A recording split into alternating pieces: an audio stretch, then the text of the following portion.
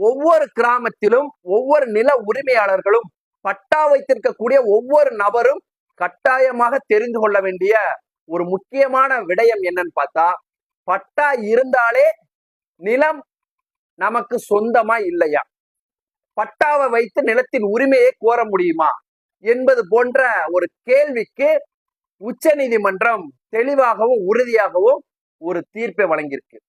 இந்த தீர்ப்பின் சாராம்சம் என்னன்னு பார்த்தா, பட்டா என்பது சொத்தின் உரிமை ஆவணம் அல்ல. வருவாய்த்துறை வழங்கக்கூடிய பட்டாவை வைத்துக் கொண்டு ஒரு சொத்தை நீங்க உரிமை கோர முடியாது அப்படின்னு தீர்ப்பு வழங்கியிருக்கு. இந்த வழக்கின் பின்னணி என்னன்னு பாத்தீங்கன்னா, ஒரு நிலம் சம்பந்தமாக இரண்டு நபர்களுக்கு இடையே ஒரு சிவில் டிஸ்பியூட் இருக்குது. இது சம்பந்தமாக கீழமை நீதிமன்றத்தில் உரிமையல் வழக்கு தொடுக்கப்பட்டு அந்த உரிமையல் வழக்குல ஒருத்தர் சாதகமாகவும் ஒருத்தருக்கு பாதகமாகவும் தீர்ப்பு வந்திருக்கு. அப்ப அந்த பாதகமாக தீர்ப்பு வந்தவர் உயர் நீதிமன்றத்தை நாடுறாரு. உயர் நீதிமன்றத்திலும் அவருக்கு பாதகமாக தீர்ப்பு வந்ததுனால உச்ச நீதிமன்றத்துல சிவில் அப்பீல் பெட்டிஷன், அதாவது உரிமையல் மேல்முறையீட்டு வழக்காக வழக்கு தாக்கல் செய்யறாங்க. அந்த வழக்கு என்னன்னு பாத்தீங்கன்னா 3725 மற்றும் 3726 ஆஃப் 2015. இந்த வழக்குல தான் உச்ச நீதிமன்றம் ஒரு ஆகச்சிறந்த ஒரு தீர்ப்பை வழங்கியிருக்கு. என்ன சொல்லுது அப்படின்னா, எதிர்த்தரப்புல சொல்றாங்க, அதாவது இந்த நிலம் சம்பந்தமான பட்டா எங்களிடம் இருக்கு, வருவாய்த்துறை கொடுத்த பட்டாவானது எங்கிட்ட இருக்கு, ஆகையால் இந்த நிலம் எங்களுக்கு சொந்தம் அப்படிங்காங்க.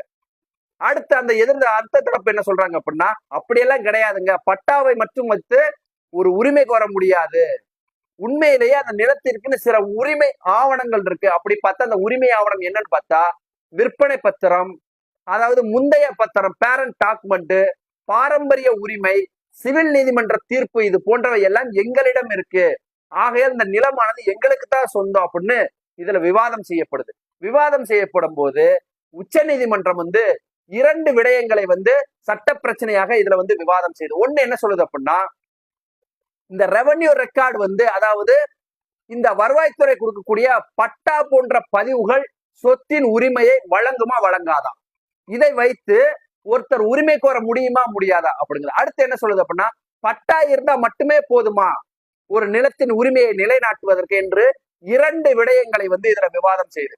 விவாதம் செஞ்சுட்டு ஒரு ஆகச்சிறந்த ஒரு தீர்ப்பை உச்ச நீதிமன்றம் இதுல வழங்குது. இது வரலாற்று சிறப்புமிக்க தீர்ப்பாகவும் கருதப்படுது. அப்ப உச்ச நீதிமன்றம் என்ன சொல்லுது அப்படின்னா, இந்த ரெவன்யூ ரெக்கார்டு என்று சொல்லக்கூடிய வருவாய்த்துறை ஆவணமானது இன்க்ளூடிங் பட்டா, அதாவது பட்டா போன்ற அந்த ஆவணமானது do not confirm the title of the land அப்படிங்க, அதாவது நிலத்தின் உரிமையை நிலைநாட்டாது.